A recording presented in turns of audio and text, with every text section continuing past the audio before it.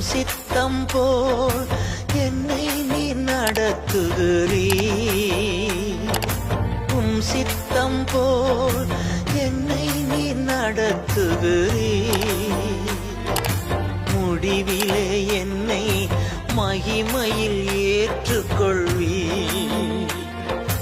முடிவிலே என்னை மகிமையில் ஏற்றுக்கொள்வீ.